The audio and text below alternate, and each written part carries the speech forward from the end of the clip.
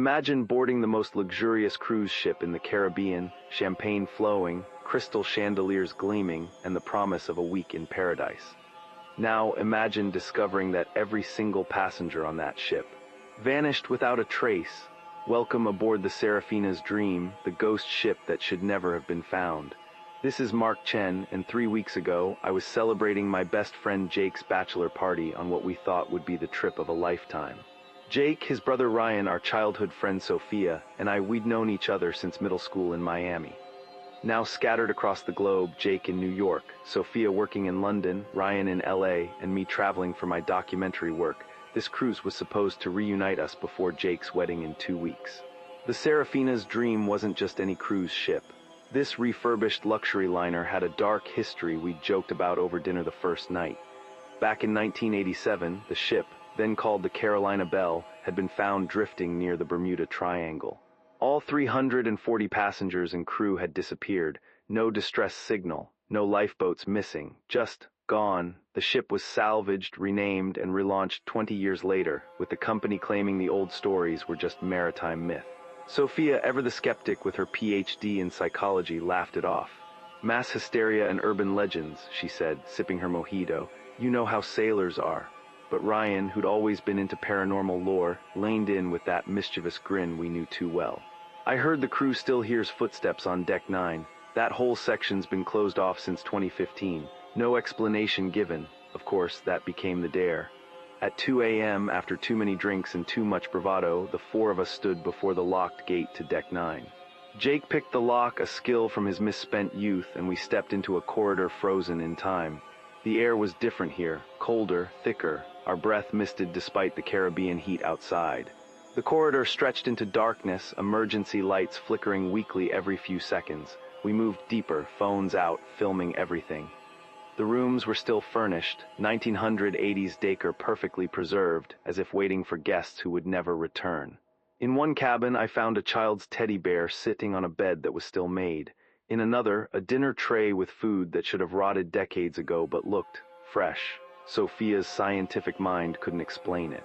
Her hands were shaking as she took samples. Then we heard it, a music box playing somewhere ahead, that familiar, tinkling melody of La Mer.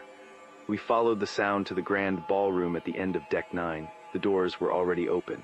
Inside, the chandeliers swayed gently despite no movement in the air. And there, in the center of the dance floor, a music box spun slowly, its ballerina twirling to that haunting tune. Jake reached for it.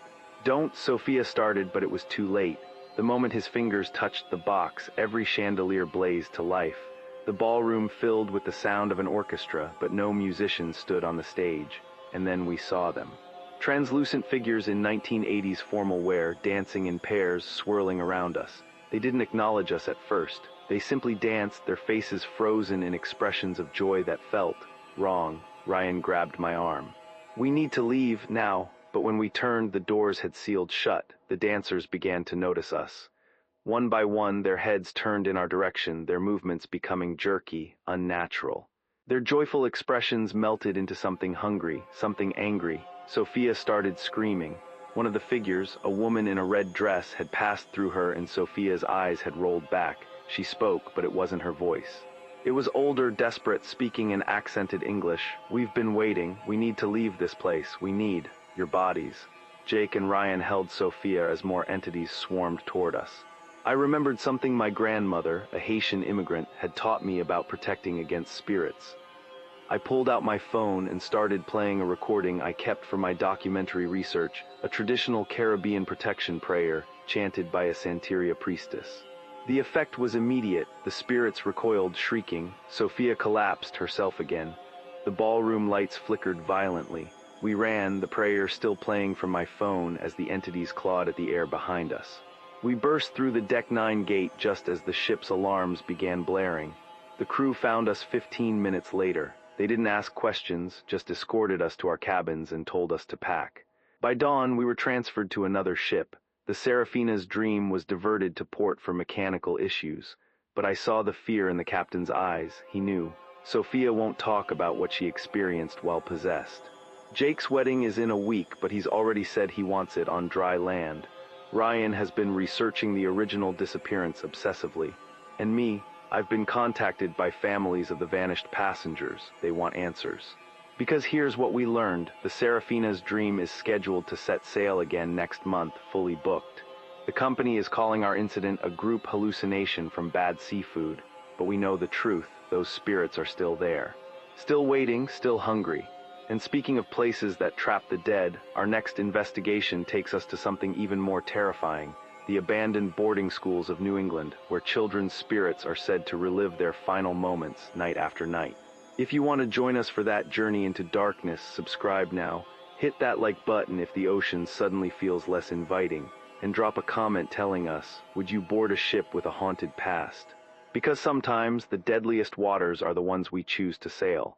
This is Mark Chen, and some cruises never really end.